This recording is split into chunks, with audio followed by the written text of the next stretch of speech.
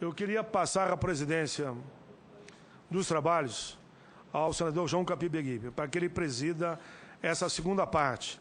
Eu entendo que esse momento tem que encerrar e abriríamos, Vossa Excelência abriria, então, já aprovei o requerimento da audiência pública, a gente possa ouvir os pais e mães da chacina que aconteceu na Bahia. Então, está encerrado a nossa reunião correspondente à pauta deliberativa. Encerrada a nossa reunião de hoje. E já passo a palavra, já que está encerrado, de imediato ao vice-presidente, para que ele assuma, como ele é autor do requerimento, esse novo momento da nossa audiência pública sobre essa chacina que houve lá na Bahia. Senador João Capiberibe, com a palavra. Só me permita, senador João Capiberibe, Vossa Excelência está aqui só nesse minuto, eu quero só, em nome ainda da presidência da comissão, deixar registrado solidariedade ao povo da Bahia pelas chuvas e também sobre o assassinato que houve, um dos tantos assassinatos que houveram no mundo em relação ao povo negro, e aqui, claro, vamos aprofundar o povo da Bahia, a questão que aconteceu na Bahia. Nessa reunião, temos a honra de receber os militantes da campanha Reaja ou Será Morto. Reaja ou Será Morto, vindos da Bahia. Como negro no parlamento, sei da importância da luta e resistência do nosso povo em todos os rincões do país, mas especialmente na luta contra a violência que mata o nosso povo em todo o país. Esta Comissão de Direitos Humanos tem feito um intenso debate nessa seara, com a audiência pública proposta pela nobre senadora Regina Souza e João Capiberibe, para debater a violência policial e tantas outras que temos realizado na luta contra o racismo e o preconceito. Presto aqui também nossa solidariedade ao nosso povo baiano pelo sofrimento que tem passado com as chuvas e deslizamentos que tem feito, inclusive, vítimas fatais, principalmente atingindo a zona dos mais pobres, os mais vulneráveis. Que o governo federal possa garantir todo o apoio aos moradores, especialmente das periferias da Bahia, onde sabemos vive grande parte da nossa negritude. Presto aqui também nosso apoio público à luta dos negros e negras norte-americanos, que sofrem as agruras do racismo violento da polícia daquele país, que assassinou mais um jovem dentre os milhares de casos, sem nenhuma justificativa aceitável, totalmente desumana. Que este parlamento seja a voz do povo negro brasileiro e de todo o mundo. Enquanto houver opressão, a violência, terá que haver sempre a resistência. É inadmissível. Eu assisti o caso desse menino nos Estados Unidos, que foi covardemente assassinado com tiros por um policial. Assisti de um outro também pela TV, que ele foi parado, ele saiu do carro, e como ele estava sem o documento, ele correu para tentar pegar o motivo de um advogado e mostrar, então, daí que, de fato, o documento estava vencido. O policial, eu vi, simplesmente deu 8 tiros pelas costas. Então, o que acontece na Bahia, nós estamos unindo os fatos, o senador João Capiberibe e a senadora Regina são os autores desse processo que daqui para frente a gente vai desenvolver e vamos dar todo o apoio. Quer dizer que essa luta do povo negro é uma luta internacional. É uma luta aqui, é uma luta nos Estados Unidos, em tantos outros países. Por isso, meus parabéns pela iniciativa do senador João Capiberibe e a senadora Regina em relação a esse tema. Eu passo a presidência ao senador João Capiberibe, que é o vice-presidente dessa comissão. Aqui. Obrigado, senhor presidente. Obrigado, senhor presidente.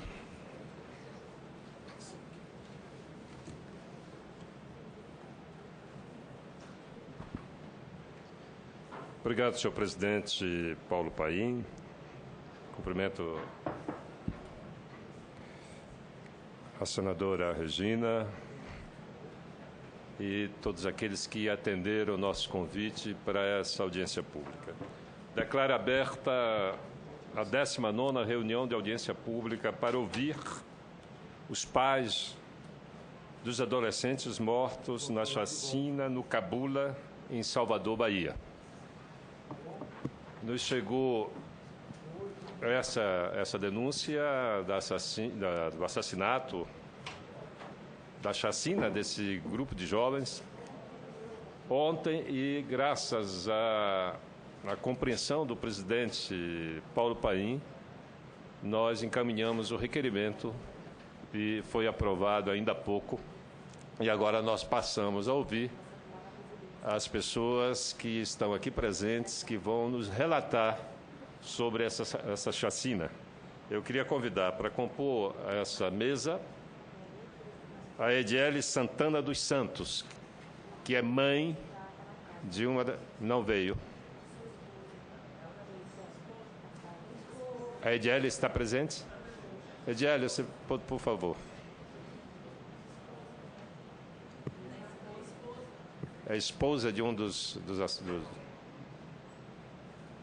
Maria das Dores Chaves de Oliveira. É mãe? Mãe de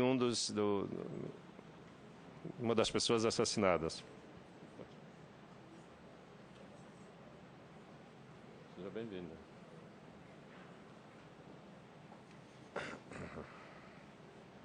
É de Carla Pinheiro dos Santos Lima.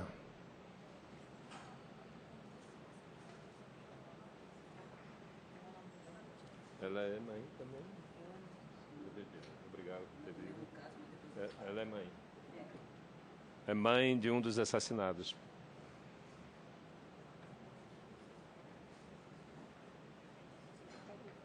Antônio Carlos Borges de Carvalho.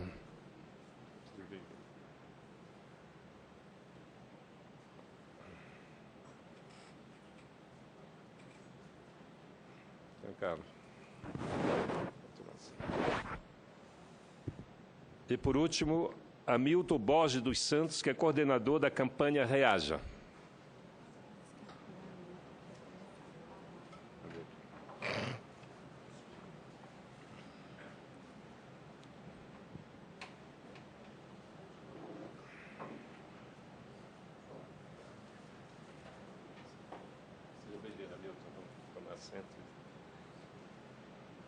Então, vamos começar a audiência ouvindo o coordenador da campanha Reaja, o Hamilton Borges dos Santos. Nós temos aqui 10 minutos com prorrogação de mais 5 minutos, Hamilton. Com a palavra.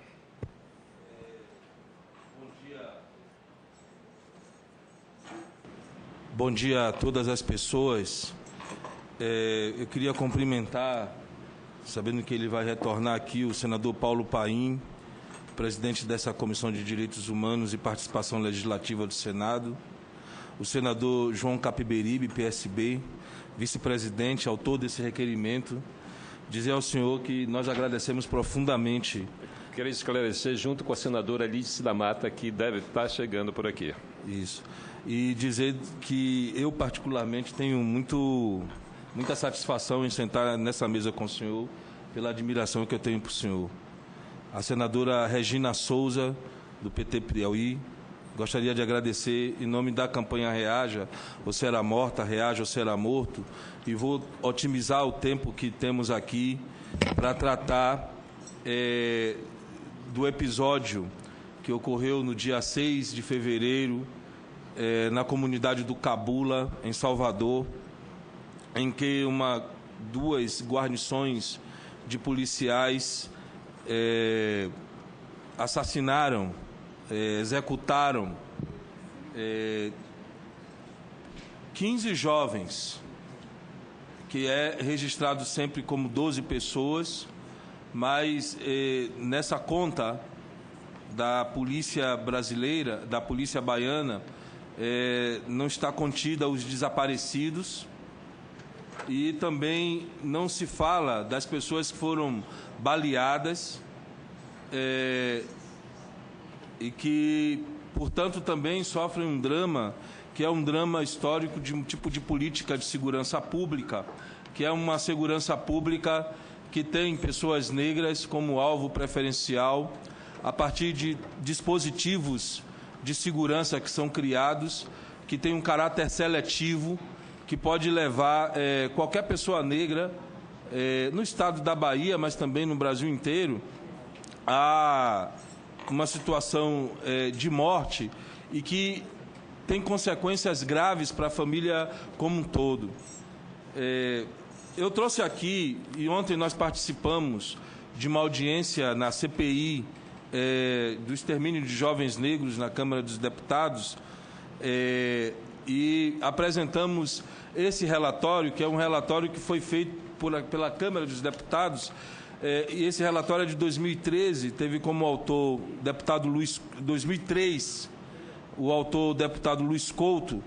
É o relatório final da Comissão Parlamentar de Inquérito do Extermínio do Nordeste, que investigou os grupos de extermínio no Nordeste.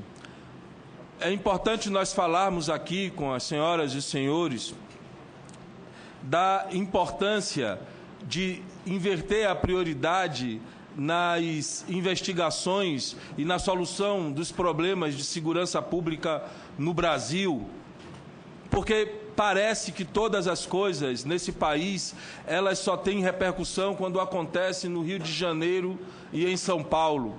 Assim como todas as políticas que existem, um peso enorme para o Rio de Janeiro e São Paulo, mas no Nordeste, e particularmente na Bahia, que é o lugar de onde nós viemos, existe um drama sobre homicídio de pessoas negras, particularmente de jovens negros, mas de desaparecimentos forçados, de abordagens policiais que levam a uma humilhação de todo o povo. Só como dado histórico, é importante nós dizermos que essa mesma polícia que executou esses jovens no Cabula é uma polícia que nasceu em 1826 para combater um quilombo que fica naquela mesma região do Cabula, um quilombo chefiado por uma mulher. E essa polícia parece que não entende o lapso temporal, e nós não percebemos lapso temporal. Ela tem o mesmo tipo de modus operandi e abordagem, que é de executar pessoas em cima de simples suspeita, tirando o princípio elementar do direito, e sobretudo do direito penal, que é a da presunção da inocência, e mais do que isso, o princípio da dignidade humana. Eu vou falar agora exatamente do que aconteceu. Uma guarnição conhecida como Rondesp, uma polícia, é da Polícia Militar, uma guarnição da Polícia Militar conhecida como Rondesp. Ela tem se envolvido em várias denúncias que nós da campanha Reaja temos levado à luz da sociedade brasileira, várias denúncias de desaparecimento forçado, de execução sumária, tudo sob o véu e a proteção de uma coisa, de um instrumento jurídico sem fundamento jurídico, na verdade, da legalidade, que foi criado na ditadura militar, que é o auto de resistência. E ninguém, a sociedade parece que se cala quando esses corpos que supostamente essas pessoas que supostamente entram em confronto com a polícia são pessoas negras. Aqui nós temos uma notícia do jornal Correio da Bahia, lá de Salvador, lá da Bahia, que indica que o Ministério Público indiciou 11 policiais dessa mesma polícia, depois que eles abordaram um jovem que supostamente era infrator, bandido, seja lá como eles nomeiam. Levaram esse jovem para o quartel dessa própria Rondesp, tiraram os testículos. Isso são os laudos, a conclusão do Ministério Público. Tiraram os testículos, tiraram as possibilidades de digital, tiraram as entranhas dessa pessoa e arrancaram a cabeça. Eles não cortaram a cabeça, mas arrancaram. E isso é a conclusão do próprio Ministério Público e da própria polícia investigativa. Essa mesma polícia tem entrado em nossas comunidades e nós não moramos em bairros blindados pela segurança pública, que são efetivamente protegidos, mas nós moramos em bairros que parece que são ocupados militarmente e que nos tratam como inimigos internos, que entram, que violam os direitos das pessoas e que matam, ao fim e ao cabo matam. Ocorre que nesse dia 6, nessa madrugada de 6 de fevereiro, essa mesma polícia saiu coletando corpos pela comunidade de Cabula, de Engomadeira, de vários locais de lá, levou para um campo fechado, um campo de matagal, conhecido como Vila Moisés, e executou essas pessoas. E eles disseram que esses jovens eles tinham participado de um assalto a banco, eles moravam naquela mesma, que planejavam um assalto a banco.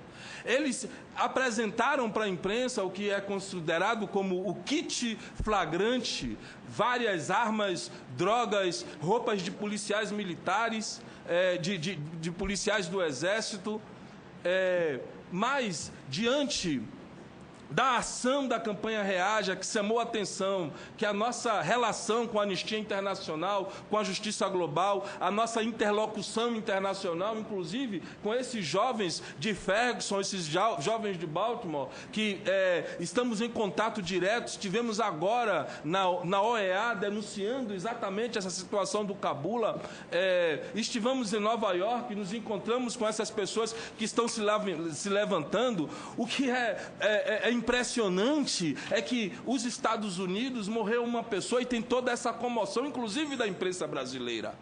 Mas, em 30 anos, a polícia dos Estados Unidos matou menos da metade do que a polícia brasileira em 5 anos. Isso são dados concretos e vocês já tiveram acesso aos mapas da violência. O que nós estamos trazendo aqui é um caso concreto de uma situação em que nós nos arriscamos a nossa própria vida, porque ser defensor de direitos humanos, militar no movimento negro no Estado brasileiro tem sido um grande risco. E você pode amanhecer morto, você pode ser banido.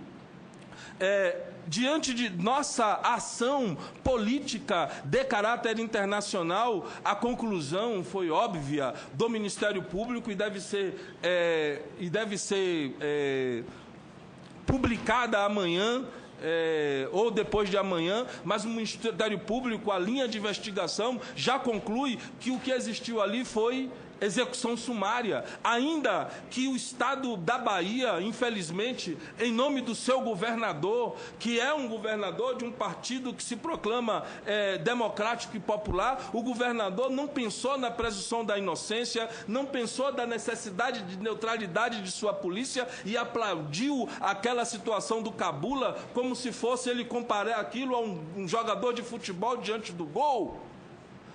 Esses jogos que são criados como os dispositivos de segurança de necropolítica do Estado da Bahia, eles podem ser comprovados aqui. Aqui nós temos uma cartilha de tatuagem. As pessoas minimamente informadas sobre segurança pública sabem o que é uma política de segurança pública lombrosiana. É uma política de segurança pública que vai estigmatizar certos caracteres, certos povos. Essa política de segurança pública que diz que determinada tatuagem ou pessoas que usam tatuagem são propensas ao crime, são ligadas ao crime, tem gerado esse tipo de coisa. É um dispositivo de segurança que parece que dá o caminho para quem deve ser morto e deu o caminho para a morte das pessoas do Cabula. Mas nós, senhor presidente, com toda a licença que nós queremos pedir a essa casa, nós achamos importante tratar do Cabula, da situação de Cabula, mas tratar aqui também e com os sujeitos reais, com os familiares que estão sofrendo e se organizando para lutar por si próprios, trazer também outros casos que estão fazendo uma espécie de peste, de contaminação na sociedade baiana, que é a morte em nossas comunidades. Tem a descida do barranco também, que é uma situação de racismo, porque ninguém dá notícia aqui de um prédio luxuoso que foi derretido pelas chuvas que estão acontecendo lá. Mas a falta de políticas para o nosso povo tem nos levado à morte. Isso nós consideramos como necropolítica, tem nos levado à morte pela bala e pela falta de assistência. Então aqui tem o senhor senhor Borges, que está aqui, que vai falar da morte do seu filho que foi assassinado em Itacaré e enterrado de cabeça para baixo. Era assim que os senhores de escravos enterravam os negros rebeldes. E ele pode falar por si, eu não preciso sequestrar a voz dele. Mas temos aqui uma outra mãe, que é de Cosme de Faria, Dona Ede Carlas, que no mesmo dia que assassinaram os jovens lá no Cabula, assassinaram o filho dela, um trabalhador, que teve as suas pernas quebradas, e depois os policiais disseram que ele trocou tiro. Como? Como? Temos aqui também a esposa de um jovem que tinha planos, que tinha sonhos, que tinha futuro, porque esse jovem que morreu agora na Indonésia, nós lamentamos a morte daqueles jovens, mas a imprensa apresenta ele com futuro, com determinação, com esperança, com o que ele poderia fazer de produtivo, mas quando morrem os nossos, ninguém apresenta um quarto iluminado com sonhos. Nós temos sonhos. E uma mãe que perdeu o filho durante uma greve inescrupulosa, nojenta, que foi a greve da Polícia Militar, que teve como moeda de troca as nossas vidas, nos deixando ali com medo. Nós estamos aqui apelando ao Senado, nós já apelamos à Câmara dos Deputados, nós estamos apelando a presidenta da República, nós estamos apelando que a CEPI, que a Secretaria de Promoção da Igualdade, que é uma secretaria que deve tratar dos problemas dos negros e das negras do Brasil, fale alguma coisa, diga uma palavra, visite as pessoas, tenham respeito pela nossa vida. Esse não é um debate simples para nós fazermos. É um debate que diz respeito à nossa humanidade. Nós somos desconsiderados em nossa humanidade e por isso o corpo negro pode ser eliminado desse jeito sem que ninguém lamente. Quem tem sua dor é quem geme, por isso nós estamos aqui. E por isso também, por estarmos aqui, nós da Campanha Reaja estamos sendo ameaçados. A Campanha Reaja é uma organização de familiares, de vítimas, falando por si mesmo. Nós não somos uma ONG, nós não captamos recursos, nós não temos dinheiro, nós não temos segurança. Nós exigimos que o Estado cumpra seu dever constitucional e fortaleça os programas de proteção e que nos garanta a nossa proteção também.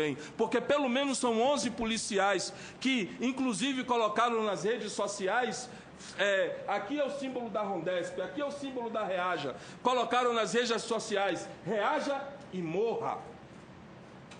É uma ameaça implícita, porque nós precisamos ficar em silêncio, e nós, senhor presidente, não podemos ficar em silêncio. O senhor não ficou em silêncio, nós acompanhamos todo o seu drama, e o senhor sabe do que eu estou falando. O senhor não ficou em silêncio, e nós não vamos ficar em silêncio. Nós precisamos dizer para todo mundo que esse não é um problema dos negros e das negras, esse é o problema da sociedade brasileira, que se quiser mesmo ser uma sociedade democrática de direito, precisa resolver o fato de que nós temos uma polícia, somos o único lugar do mundo que tem 2 polícias, que nós temos uma polícia que ela é estabelecida para atacar o seu inimigo interno, e o inimigo interno da polícia brasileira são os pretos, são os indígenas, são as mulheres, porque quando esses policiais apontaram para a nuca desses meninos, para executar esses meninos, eles estavam mirando no útero das mulheres. A Campanha Reaja, ainda que eu esteja falando aqui, é uma organização de mulheres, porque as mulheres foram que deram conta de nossa humanidade, de garantir nossa humanidade nesse período colonial todo, em que nós não viemos aqui para passear no Brasil, nós viemos como escravos, como semoventes, para sermos vendidos. Se não fossem as mulheres, nós não teríamos nossa humanidade garantida, e nesse momento eles não garantiram a perda de nossa humanidade, então eles querem arrancar a nossa cabeça, querem nos destruir. Muito obrigado mesmo pela oportunidade de nós falarmos nessa casa.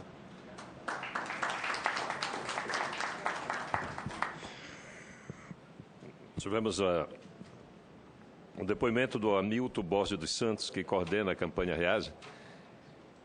A violência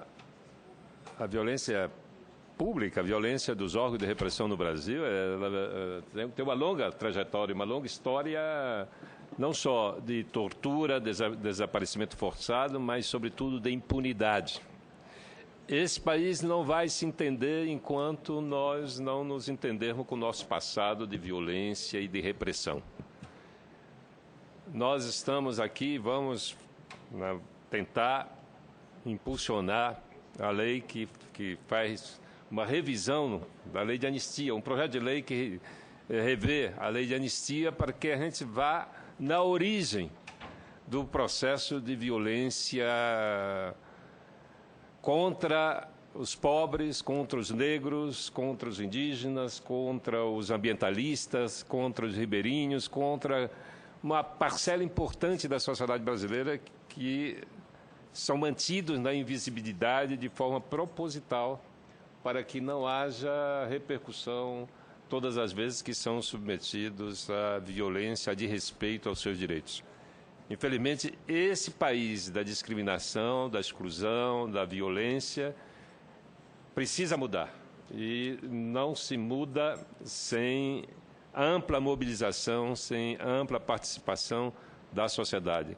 Essa comissão vai estar sempre aberta no combate ao desrespeito dos direitos humanos. Esse caso da violência contra os negros, violência contra os jovens, precisa ser permanentemente debatida aqui nessa casa até que a gente possa aprovar projetos que definitivamente possam construir uma sociedade mais generosa, uma sociedade com uma democracia que atenda às diferenças, desse país, à diversidade, social, cultural do nosso país. A democracia que nós vivemos, ela é restrita a um grupamento da sociedade brasileira. Ela ainda não chegou, não se expandiu para atender às aspirações e à demanda do conjunto da sociedade brasileira. Vamos dar sequência, vamos ouvir a Ediele Santana dos Santos, que vai nos contar o que de fato lhe aconteceu, que ela é mãe de uma das pessoas que foi assassinada.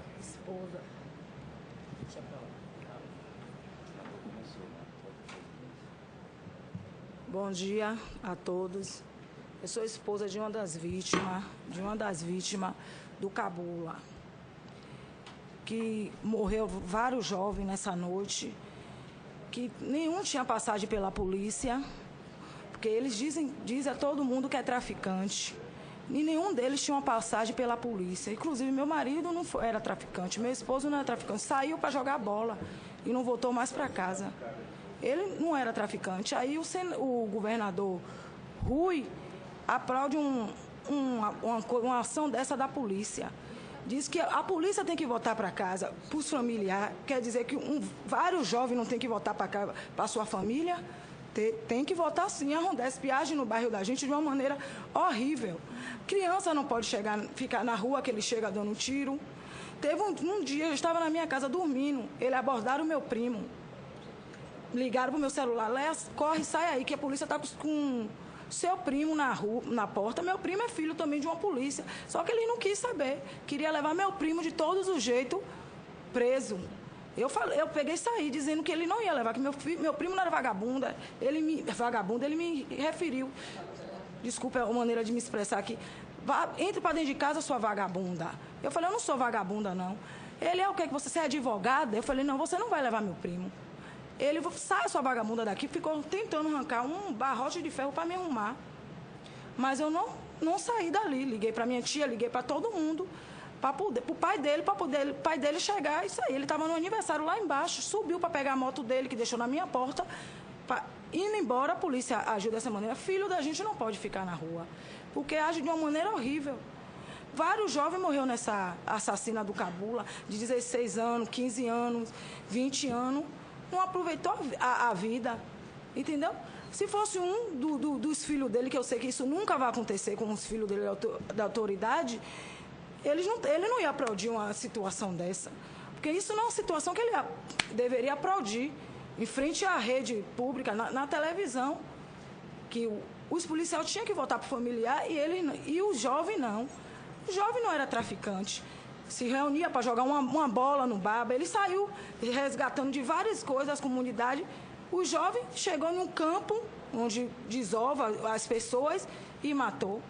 Então, todos nós aqui que tem família estão sofrendo. A mãe dele não pôde vir hoje aqui porque não tem condições de vir. Eu vim como eu estou sofrendo mesmo. Estou sofrendo e vim como esposa. Porque foi uma barbaridade que eles fizeram com esse jovem tudo. Que não aproveitou com os planos, como a Milton falou, com vários planos aqui, para viver. Trabalhador, meu marido mesmo era trabalhador. Tinha poucos meses que saiu do trabalho. Estava recebendo o seguro-desemprego dele. Já tinha um plano de trabalhar, o plano dele foi cortado pela Rondesp. Eles abrem a boca, dizem que é traficante tem que ter prova. Como é que vários jovens desses eram traficantes, nenhum tinha passagem pela polícia? Nenhum deles tinha passagem pela polícia. Quando é traficante, tem que ter uma passagem. De qualquer maneira, tem que ter passagem. É procurado pela polícia. Nenhum deles, vários jovens, nenhum deles tem passagem pela polícia. Então, como o Hamilton falou, quem tem sua dor é quem geme. O governador aplaudiu uma ação dessa e a gente está aqui sofrendo. Todos os familiares que estão sofrendo, que não podia vir para aqui, porque é uma maneira que a gente tem que estar aqui. A gente tem que correr atrás para poder estar aqui. Nem todo mundo tem condições de ir lá. Se você for visitar a casa dos meninos que foram executados, não tem nada. Como é que os meninos daquele eram traficantes? Você chega dentro de uma casa daquele jovem, não tem nada. Não tem recurso nenhum de um traficante. Os meninos se reuniam para jogar uma bola, se reunia, eles entrou em bairros pegando os meninos, aí executaram os meninos de uma maneira terrível daquela que ainda abre a boca para dizer que foi troca de tiro, braço quebrado, perna quebrada, pescoço quebrado. Como é que uma troca de tiro, nenhum policial saiu ferido, nenhum policial saiu baleado? Não existe isso. Só foi isso mesmo que eu queria falar.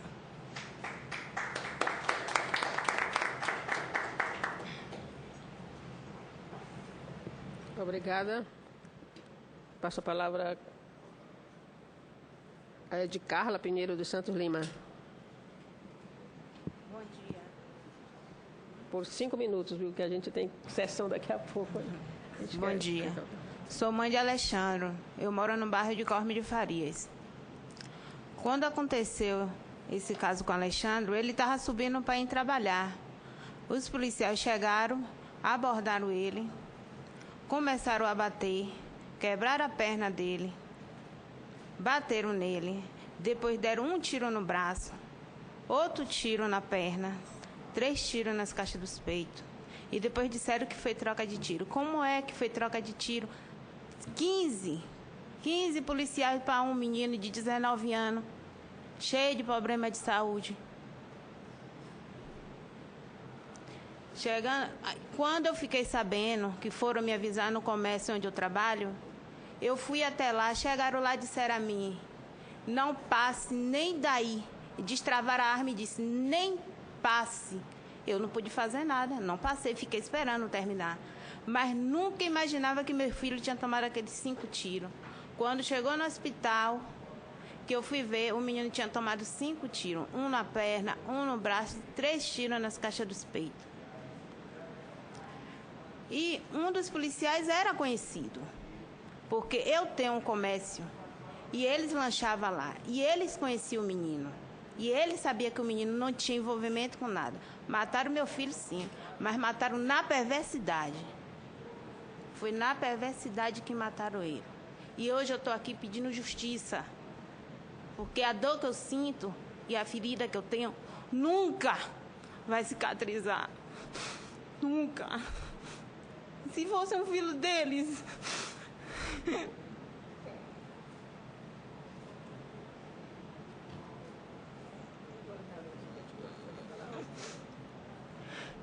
Era meu único filho. Eu só tinha ele. E se fosse um filho dele, será que ia acontecer isso? Não ia. Nunca ia acontecer isso. Eu só tenho isso.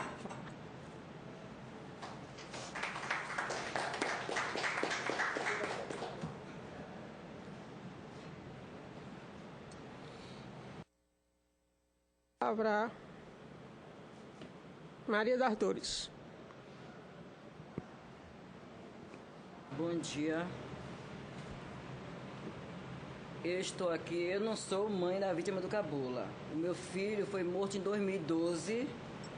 Em 2012, naquela greve que teve da polícia militar. Então, o que foi que eles fizeram? Para pressionar o governo, que na época foi Jacques Wagner, que a violência tinha aumentado com a greve da polícia, então eles começaram em todos os bairros matar. Começaram a matar. Foi em Gomadeira, foi em Boca do Rio, teve um músico do Olodum na Sussuarana. Agora, muita gente não associou a polícia porque eles estavam matando e roubando. Então, quem mata e rouba é bandido. Então, ninguém podia associar a polícia. Até que 4 foram presos. Saiu no correio, saiu no Massa. Aí um sobrevivente pegou o jornal e disse: é meu filho. Aí um foi esse daqui, que estavam todos encapuzados. Eles são tão covardemente que eles não davam a cara. Mas tinha um que não estava encapuzado. Aí o menino reconheceu. Aí eu peguei o jornal e fui para a DHPP. Aí a DHPP, levei jornal, levei testemunha, porque quando um parente nosso morre, eles matam, morrem não, que eles matam, precisa de testemunha, precisa disso, precisa daquilo. Quando é um policial, não precisa de nada. Morreu um policial, eles pegam o primeiro que está na frente, não quer saber se foi aquele que matou ou se não foi. Pronto, matou. Quando tem sorte deles prender, tudo bem. Agora quando não tem. Nós tivemos, tem 3 anos lutando, já estava até desanimada. Foi quando o sogro dela me apresentou a Milton. Que aí eu retomei o caso, que está sendo uma família. Entendeu? Aí eu tive uma conversa com o governador, nós tivemos uma reunião com o governador. Eu disse ao governador, dizem que no Brasil não tem pena de morte. Tem sim, pena de morte desigual. Porque fica falando da Indonésia, mas na Indonésia todo mundo sabe que tem pena de morte. Se errou, mas sabe que tem pena de morte. Aqui tem pena de morte sem julgamento. Porque meu filho, não foi só o meu filho, em 2012 não foi só o meu filho, o da Vila Moisés foram mortos sem julgamento. Então aqui tem uma pena de morte desigual do que a Indonésia. Aqui fica todo mundo falando da Indonésia, mas a Indonésia tem pena de morte que fica 11 anos preso. Aqui não, aqui eles pegam e matam sem julgamento. Eles, o governador, diz que não tem guerra, tem uma guerra desigual, que é só um lado armado. E quando eu terminei a conversa, o governador, ele me apoiou e disse: a senhora está certa, dona Maria. Porque tal país, que eu não me lembro o nome, foram tantos mortos. E aqui na Bahia teve mais mortos do que o país que tem guerra. Então nós estamos vivendo nenhuma guerra. Ele concordou comigo, nós estamos vivendo nenhuma guerra. Só que a guerra, a criminalidade é provocada pela polícia. Ficam discutindo a maioridade. Por que não discute a reação da polícia? Eu estou aqui, entendeu? Eu estou aqui para pedir a todos que mude. Como o governador disse, com a polícia é pior. Nós não estamos querendo que a polícia seja extinta. Nós estamos querendo uma polícia que a gente possa contar com a polícia. Eu não tenho coragem de chamar um policial para pedir nenhuma informação. Porque não é nem medo, é raiva. Se a gente pegar todas as mães para trazer para aqui, vai dar mais do que isso em terra. Porque é muita família sendo morta. Aí todo mundo está falando na Vila Moisés, não que não tenha que falar, tem que falar. É porque é um caso recente. Como eu falei com o governador também, o governador vai precisar surgir outra chacina para esquecer essa e falar na outra. Porque tem um menino da Boca da Mata, um deficiente, que foi morto pelas costas. Teve um menino do Nordeste da Amaralina que foi morto dentro do quarto, arrumando sua cama, com aquela famosa bala perdida da polícia. 10 anos. Há 10 anos, entendeu? Um menino de 10 anos, há 10 anos não, retifico, um menino de 10 anos, entendeu? Então, eu não estou aqui só com a minha dor, eu estou para ver se melhora, se outras mães não venham passar o que eu estou passando. O meu filho era trabalhador, meu filho ia chegando do trabalho, meu filho era manobrista. E o sonho dele era trocar a carteira dele para motorista de ônibus. E eu não queria, porque eu tinha medo. Ele estava fazendo até escondido de mim, porque eu tinha medo dele dirigir ônibus, por causa de assalto, por causa de tudo. Como eu falei na DHPP, ele falou, essa ela tinha medo de seu filho ser motorista, e seu filho foi morto. Entendeu? Deixou uma filha de 7 anos. Ele tinha um sonho que foi interrompido. Eu tento, já vi bastante, pedi até a Deus para não me emocionar, mas infelizmente não dá. Porque ontem, na Câmara dos Deputados, quando a gente se emocionou, nós fomos criticadas. Nós fomos criticados, eu, ela, aquele dali que ainda vai falar. Nós fomos criticados. Mas fomos criticados por quê? Porque nossa dor ninguém sabe. Policiais, não foram por 2 deputados, não foram. Foram por 2 que são da polícia, entendeu? Obrigado e pode sempre me ajudar, entendeu? Então nós fomos criticados, porque ninguém passa. Eu nunca pensei na minha vida de passar por isso, porque quando a gente só diz assim, morreu porque é vagabundo. Como meu filho não era vagabundo, então eu nunca pensei em passar por uma dor dessa. Eu até hoje eu não durmo, eu não consigo dormir. Até trabalhar, eu sou diarista. Eu estou trabalhando um pouco, eu não consigo. Eu estou em um estado de nervo que ninguém me diga que eu sou bonita, que eu sou feia, que se eu estou largando o trabalho, eu estou saindo.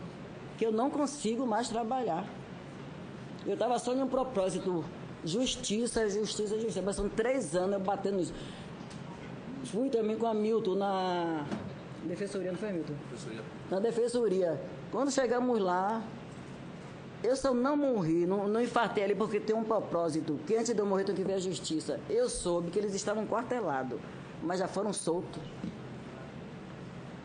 Então eu acho assim, eu não dito regras, eu não dito... Como é que vocês botam aqui? Como é, Milton? Que os deputados fazem o quê? Leis. Eu não dito leis, entendeu? Mas eu acho assim, os mais policiais, eles têm que ser tratados como bandido comum. Porque os policiais somos nós que pagamos. E nós não pagamos para ele matar nossos filhos, não, nossa família, não. Eles têm que ser... São bandidos como... São bandidos, gente. Quem mata e rouba são bandidos. Aí o governador, Rui Costa, ele disse a mim, não, mas não pode falar que é bandido, porque aí vai ofender, porque se falar que o político é ruim, os outros políticos vão dizer assim, não, já falou que fulano é ruim, então ele vai se achar bom, achar que todos os políticos é ruim. Não, gente, quando pega um bandido comum, fazem o quê? Entendeu? Então eu acho que policial, bandido, tem que ser tratado como bandido comum. Não é com o meu dinheiro, entendeu? Não é com o meu dinheiro, porque no dia que mudar a política da polícia, a polícia muda. Porque vai dizer assim, não vou fazer isso não, porque ele foi punido. Então ele vai mudar. Por que eles fazem? Nós somos punidos, continuam recebendo. Eles tiram um pouco da rua, colocam no quartel, continuam a receber o meu dinheiro de todos, entendeu? Tá lá recebendo dinheiro, no bem bom, depois vai pra rua matar outras vítimas. Eu tenho um caso aqui, eu cheguei lá no Ministério em Salvador e disse, porque eu não tenho medo de falar onde eu chego. Ele disse, eu estou aqui lutando, eu sei que é uma causa sem solução, entendeu? Porque a juíza no Rio de Janeiro, que estava investigando uns policiais, ela foi morta, os policiais continuam na rua. Eu vi no Jornal Nacional, uma juíza, imagine eu que não sou nada. Entendeu? Se ele não tem uma autoridade com os policiais que matam uma juíza, a gente é uma juíza. E o Jornal Nacional frisou bem, eles continuam na rua trabalhando. Ele vai fazer o quê? Ele vai parar? Ele vai fazer o quê com o meu filho, com o filho deles?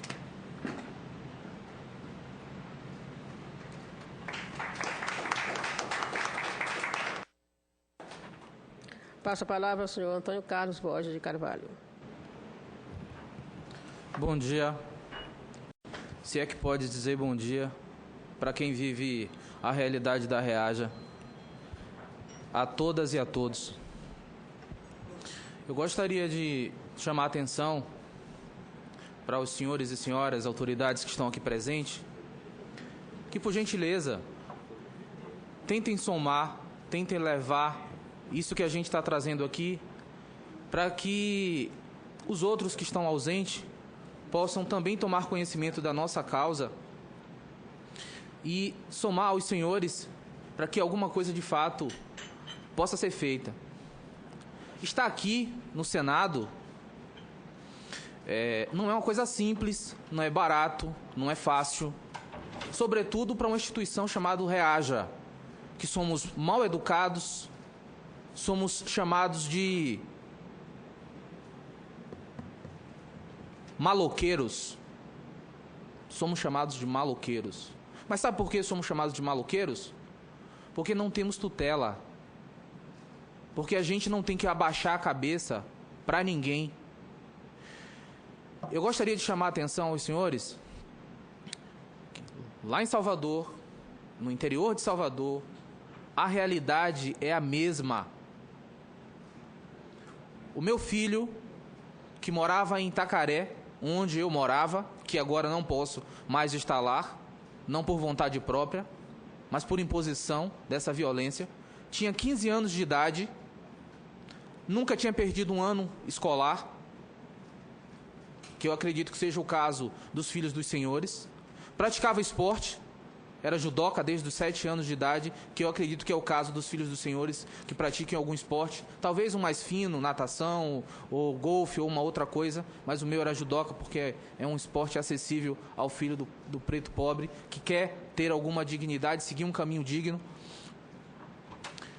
Meu filho já era cabeleireiro, profissional, com uns 12 anos e meio, porque eu o profissionalizei, porque além de socorrista, que era lá funcionário público concursado, eu também sou cabeleireiro, né? E como os pais tentam ensinar o que de melhor tem para os seus filhos, meu filho já era cabeleireiro. O meu filho, quando foi assassinado, aos 15 anos de idade, diga-se de passagem, ele trabalhava num horário, estudava no outro.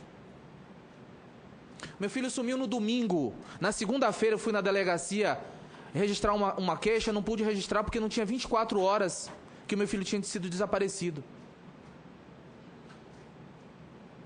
As delegacias do Brasil, quando você vai registrar uma queixa de um desaparecido, só pode registrar a queixa depois de 24 horas. Isso quando o delegado está presente. Sobretudo no interior, que tem um policial e um delegado que atende 10 delegacias.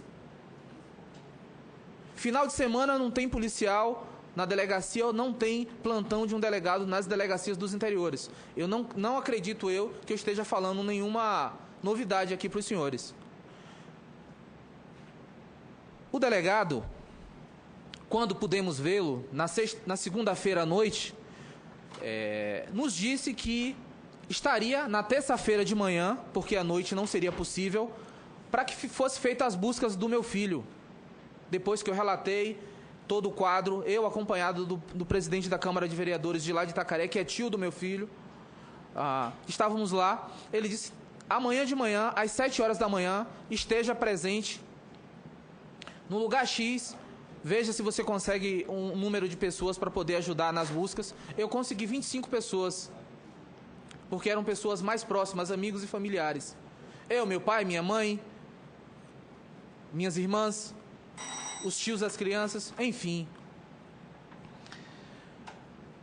O delegado desapareceu, entrei em contato com a delegacia, ninguém deu sinal. Começamos as buscas. 30 minutos depois das buscas eu encontrei um buraco, que teoricamente não caberia ao meu filho, porque é a circunferência de um laptop desse. Que os senhores têm aí de uso. Tinha um bolo de terra, onde a maioria das pessoas que estavam presentes disseram que não era possível que o meu filho estivesse ali, porque o meu filho tinha 2 centímetros mais que eu. E eu tenho 1,75 m. Eu comecei a cavar, eu me ajoelhei e comecei a cavar com as mãos. Eu, pai, comecei a cavar com as mãos. Encontrei a panturrilha do meu filho. A panturrilha do meu filho. Quando eu peguei, levantei, tinham cortado as pernas do meu filho, eu falei: é o meu filho. E botei a panturrilha de novo no lugar. Disseram: como que pode, não é seu filho? É o meu filho, deixa aí, porque eu conheço meu filho pela panturrilha. É o meu filho, deixa aí. O IML, que é uma polícia técnica de 70 quilômetros depois, chegou 2 ou 3 horas depois e o delegado não apareceu. Quando o delegado apareceu, foi com a seguinte frase: seu filho foi executado. Como se eu não soubesse. Logo em seguida, você sabia que seu filho era envolvido, né? Eu falei, como assim? O que o senhor está dizendo? Ele era comparsa de Wallace. O Wallace a que ele se referia foi um outro jovem negro assassinado lá e jogado num local próximo, encontrado, diga-se de passagem, dias depois, em estado de decomposição pela família, porque nos interiores dos estados, sobretudo lá em Itacaré, só quem encontra os seus parentes são os familiares, que buscam isso quando os urubus não encontram primeiro, porque quando não enterra, os urubus localizam e a gente acha. E quando não é o caso, eu desenterrei o meu filho. Achei o meu filho, fiz o enterro do meu filho. No dia que eu fiz o enterro do meu filho, foram matar toda a nossa família. Tivemos que sair de lá, 17 pessoas, com autorização do prefeito, solicitando a guarnição. Fomos escoltados pela Polícia Militar até 30 quilômetros depois da nossa casa, ou das nossas casas, porque eu tive que recolher os nossos familiares em casa, para que saíssemos de lá. Aí eu pergunto, cadê a Secretaria de Direitos Humanos do Estado da Bahia? Cadê o Ministério Público? Cadê o Ministério Público do Estado da Bahia? Cadê a CEPI? Cadê a CEPROME? Cadê os programas de proteção? E aí eu faço a mesma pergunta que eu fiz ontem na Câmara dos Deputados. Como é que um cidadão comum, senhor Hamilton Borges, como é que uma cidadã comum, senhora Andréa Beatriz, que eu me arrepio de falar nela, que é uma leoa, como é que dois cidadãos comuns podem articular familiares, trazer para o Rio de Janeiro, para Brasília e para todos os lugares do Brasil, e o Estado pode virar as costas para a gente? Eu fui posto num programa de proteção, depois que vasculharam toda a minha vida, 6 meses depois que meu filho tinha morrido, depois que vasculharam toda a minha vida e descobriram que eu não tinha envolvimento com nada, porque, graças a Deus, eu deixo disponibilizado, seja para quem quer que seja, sigilo fiscal, bancário, telefônico, o que quiser, porque eu tenho a dignidade de estar aqui lutando pela honra e pela vida do meu filho. Não devo e nunca devi nada para ninguém. Eles me colocaram num programa de proteção, me deixaram por 3 meses e depois me tiraram de lá. Qual a justificativa? Se os senhores não sabem, eu gostaria de saber. Sabe o que é que o delegado de polícia de Itacaré diz? Que eu tenho que voltar para Itacaré, que está tudo certo. Sabe quantos envolvidos no assassinato do meu filho foi ouvido até agora? Que eu saiba, nenhum. O inquérito do meu filho, eu tenho dinheiro para pagar advogado? Hamilton Borges tem dinheiro para pagar advogado? A Andréa tem dinheiro para pagar advogado? Que a gente precisa de advogado, né? Então, gente, eu não consigo entender como é que... E outra coisa, campanha Reaja, não somos só nós, estamos só nós aqui pela dificuldade de custo para que estivéssemos aqui. Hamilton Borges e Andréa Beatriz, que são os articuladores da campanha Reaja, articulam mais de 50 famílias em Salvador. E eu não sou de Salvador. Eu conheci Hamilton Borges e Andréa por causa do assassinato do meu filho. O senhor Jorge Lázaro, teve 2 filhos assassinados. Foi assassinado um, ele pediu proteção aos programas, não deram. Anos depois, assassinaram outro. Sabe onde o senhor Jorge Lázaro está? Eu não sei. Davi Fiuza. Sabe onde Davi Fiuza está? Eu não sei. Mas sabe por que eu estou aqui? Por causa dessa impunidade, que não dão respostas aos casos dos pretos. Porque o secretário de Estado, quando então era secretário de Estado, Elias Sampaio, nos disse numa reunião que se eu voltasse para Itacaré, como foi dito que eu podia, e viesse e fosse assassinado, é que eu seria mais um número na mão dele. Mais um número na mão dele. O preto, hoje, só serve como número, como estatística no Brasil. Eu fico assim, abismado com a articulação que o Brasil, que algumas instituições têm, né, com a comoção de um cidadão que foi preso, foi julgado, foi sentenciado e assim foi morto. O cidadão lá na Indonésia, E a gente não vê a Secretaria de Direitos Humanos, a gente não vê o Ministério Público, a gente não vê a CEPI, a gente não vê a CEPROME, a gente não vê as secretarias escrever uma linha sobre a chacina do Cabula. A gente não vê ninguém dizer assim, gente, o caso Jackson de Itacaré precisa de um delegado especial, precisa que alguém investigue e veja o que de fato aconteceu com esse jovem. E lá em Itacaré, se os senhores quiserem pesquisar, nos últimos 5 anos já foram assassinados mais de 20 jovens negros e jogados lá no lugar onde a polícia, no início, que tinha um policial que disse que não podia fazer as buscas do meu filho antes do delegado aparecer, porque era violento. Só tinha um policial, disse que não ia lá porque era perigoso. É perigoso para a polícia, mas para a gente não é. Se os senhores fizerem qualquer pesquisa, vão ver que Antônio Carlos Borges de Carvalho, o pai de Jackson, não veio para o Senado mentir. Há menos de um mês atrás, um outro jovem de 20 anos foi assassinado, esquartejado e jogado dentro de uma mata próximo à casa dele. Quem encontrou foi os urubus. Essa é a realidade que eu tenho para trazer para os senhores e pedir aos senhores encarecidamente, nos deem uma resposta. Porque as outras esferas que nós tivemos oportunidade de estar, nós já estivemos e estamos aqui ainda esperando por algumas respostas.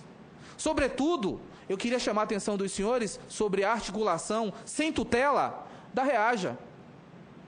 Será que nós só somos enxergados quando temos algo interessante ou de interessante para falar? O REAJA é uma instituição séria. É porque a gente não tem fins lucrativos, porque a gente não é um partido, porque a gente não defende nenhum partido, a gente não pode ser respeitado, não pode ser visto. Quem é que vai enxergar a REAJA? Os Estados Unidos? A Anistia Internacional? A Justiça Global? Como é que a gente pode ter um apoio de uma instituição do estrangeiro que representa uma instituição internacional e não ter apoio de quem devia nos apoiar? Dos nossos secretários? Senhores, desculpem qualquer coisa, muitíssimo obrigado, e eu quero publicamente, mais uma vez, agradecer a essas pessoas que fazem parte da nossa equipe, que estão com a mesma dor que eu, e dizer, senhor Hamilton Borges, muito obrigado por o senhor não calar minha voz e não cooptar minha voz para assim com ela ganhar alguma coisa. Senhora Andréia, muito obrigado, e aonde quer que eu esteja, eu vou agradecer publicamente, porque isso é o mínimo que eu posso fazer pelo que a senhora e o senhor Hamilton vêm fazendo por toda a nossa família durante todo esse tempo. Muitíssimo obrigado. Bom, gente, a campanha já tocou nos chamando para o plenário, então por isso que a gente está com pressa, assim. Mas queria fazer um comentário. Primeiro que há um extermínio da juventude negra, isso não é só na Bahia, infelizmente. Quem dera que fosse só lá, que era fácil todo mundo se voltar para lá e resolver. É no Brasil, infelizmente. E também é visível que a violência é maior contra certos segmentos, né? Mulheres também estão sendo assassinadas, e é uma luta das mulheres também, a questão do combate à violência. E dizer que amanhã a gente vai ter uma audiência pública onde se vai discutir o relatório da Anistia Internacional. Né? Vocês poderiam até ter sido convidados para essa... Estão sendo convidados agora, se alguém ficar aqui até amanhã, poder participar, porque com certeza o relatório da Anistia também toca nesse assunto. Né? Ela vai tocar das várias formas de violência que ela observou no Brasil, para a mulher, mas vai tocar nesse assunto. É importante, se um de vocês estiver aqui amanhã, participar dessa audiência pública aqui nesta mesma comissão. Né? E a gente o senador Capiberibe teve que ir lá na presidência, mas está avisando que está chegando. Então, o que a gente vai fazer, que essa comissão encaminha, é pegar as notas taquigráficas e encaminha para o Ministério Público, né, pedindo providências, que é a prática da comissão. Essa reunião, essa audiência foi assim marcada com pouco tempo, né? Porque a gente poderia ter convidado órgãos do governo, o responsável pessoal da CEPI podia estar aqui, mas amanhã certamente tem gente, então se um de vocês puder ficar. Aí eu passo a palavra para o senhor Hamilton, que quer fazer alguma sugestão de encaminhamento, né? 2 minutos aí para ele, aí a gente encerra a reunião. Primeiro eu queria agradecer a todas as pessoas, agradecer a senhora, senadora, por esse espaço aqui aberto para a gente e fazer alguns pedidos. Eu vou ser bem rápido. Solicitar aos órgãos informações sobre os casos relacionados pela campanha Reaja. E a gente poderia fazer essa lista de casos com os devidos endereços, com todas as informações. Pedir informação ao governador sobre os laudos necroscópicos e resultados da perícia do caso Cabula e de Cosme de Farias.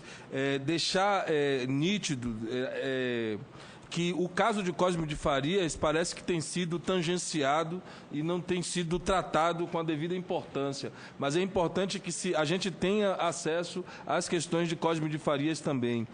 Informações sobre os programas de proteção.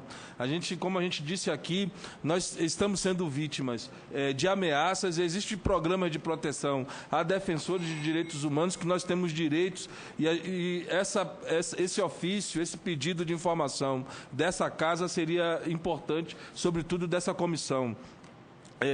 E aí todos os programas de proteção, tanto Provita como o programa de defensores, mas também o PP Campo, que é um militante nosso, perdeu um filho vítima de bala da polícia e depois perdeu outro filho, né, depois de pedir proteção e não ter recebido. Solicitar ao judiciário informações sobre o andamento do caso do assassinato do filho de Dona Maria das Dores. A gente vai passar essas informações detalhadas para a senhora também. A gente gostaria de saber a possibilidade de ter uma audiência in loco, uma audiência na Bahia dessa comissão para tratar desses assuntos que nós trouxemos aqui. Pedir informação à CEPI, a Secretaria de Promoção da Igualdade, quais são os procedimentos, os protocolos ou a posição dela em relação a essas mortes, né? Uma vez que a gente já solicitou isso por via de documentos, por telefone, a gente está aqui, a gente até agora não teve nem sequer uma audiência, nós viemos aqui para Brasília, nós não vamos bater na porta da ministra para falar. Ontem teve uma audiência pública na Câmara dos Deputados, tinham assessores lá, então a gente precisa ter saber para que serve também a secretaria, porque se não for também para tratar desse tema que é mais amargoso para a gente entende, compreende, não faz nenhuma questão. Muito obrigado mesmo, obrigado a todos vocês e todas.